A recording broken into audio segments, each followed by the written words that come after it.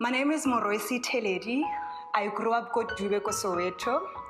I've got two siblings, my older sister and my younger brother. I grew up as a tomboy like body skateboard, the rollerblades, bicycles. I matriculated go Task Academy, then went to study journalism, go LMB campus. Just after I graduated, my mom lost her job and I needed to find work. Got a job at a bank as a teller, and while working for the bank, 2008, I was approached by two of my regular customers to defraud the bank. At first, I said no. The love of money brought me closer and closer to these guys. They gave me tips, shopping vouchers. The list is endless. When these guys demanded me to transfer 2.7 million rand and 300,000 aside, I refused. The fact that I took their money, I had to pay for it. They started following me. They knew everything about me. They once described exactly what my mother was wearing. My last threat was on the 24th of December 2009. They were outside my house looking at my child while he was playing. They gave me a call and said to me, if I don't transfer the funds immediately, they were going to kill my child. Losing my child was not an option. I went to the system, transferred 2.7 million rand and 300,000 aside. After an hour, felt guilty, went back to the system, stopped the money by increasing it to 27 million rand, biggest mistake of my life. While detained at Mondio police station, one of the guys walked in dressed like a lawyer.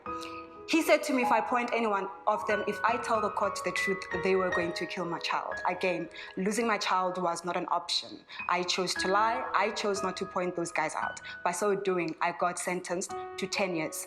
Each and every court appearance, they sat right behind my family. I was scared to tell the truth. I did what I did because I had to save lives, but it doesn't justify my wrong choice. When I got arrested, I was pregnant, gave birth in prison. I'm a mother of two boys, a 13-year-old and a 9-year-old. My 9-year-old was born and raised in prison. When I got my sentence, that's when I realized that I had to let go of my child. And I remember the night before I had to separate with my boy. I packed and unpacked his bags more than 5 times, but I had to do it. When the social workers called me, my family had arrived, so I had to let go of my boy. When we walked in, my little one ran to his brother. When he turned his back away from me, that's when I actually walked out as well. And I didn't see my baby leave. That very same night, I was taken to a normal cell. From a mother and baby communal cell, they took me to a normal cell. A normal cell, it's 40 ladies, 1 toilet, 2 sinks, and 2 showers. That night I cried. Didn't believe that my boy had left me. But then the beauty part was I had to be strong, pick up, and start saving my time. Registered with UNISA, became a student in prison. I was part of a program called Pillar to Post. Pillar to Post is a program where school kids come into the center. We give them a tour and we get to tell our stories. That's one thing that kept me going. Every morning I will bath and look, just looking forward to go to the school kids, give them a tour and. I joined drama group, I joined sports, your public speaking, your debate. I did everything in prison. I became the face of the center in prison. I became a celebrity in prison. I got Best Actress Award in prison. I got Best Public Speaker in prison.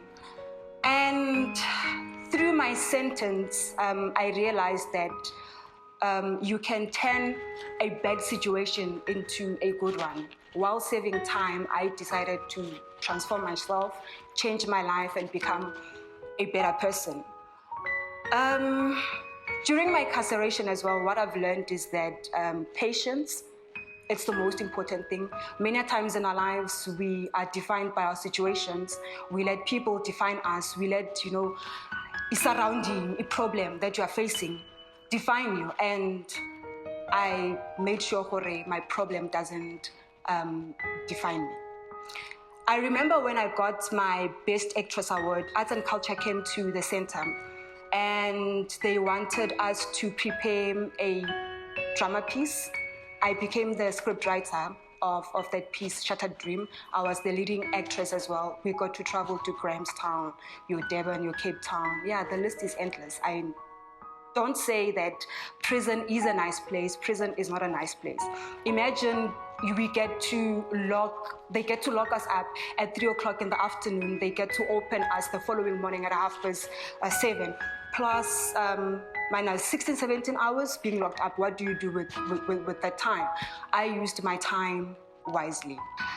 I came up with an idea of going back to the banking industry, the corporate world, government institutions to tell my story, transform young women's lives who are in the financial institution.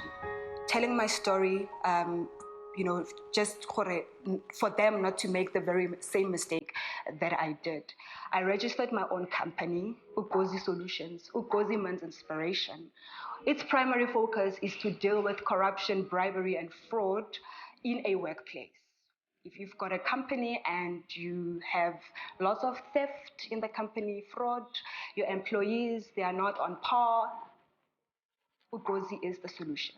Above all, we bring value to your company.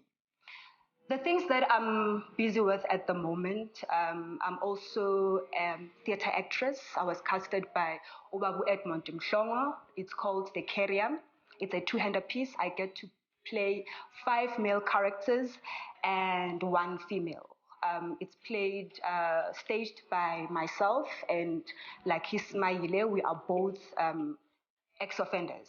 That's what I am currently busy with. I do motivational talks as well at schools, universities, churches, corporate companies. Yeah, you name it. My last words are, it's a question actually. The question is, what are you doing with the little time that you have? Because tomorrow is not guaranteed. I remember I got arrested, Gadi 25th January 2010.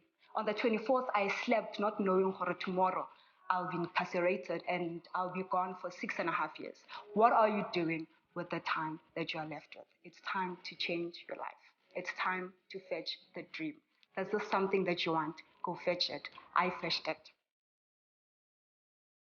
I am Morwesi Theledi. I have been through the most.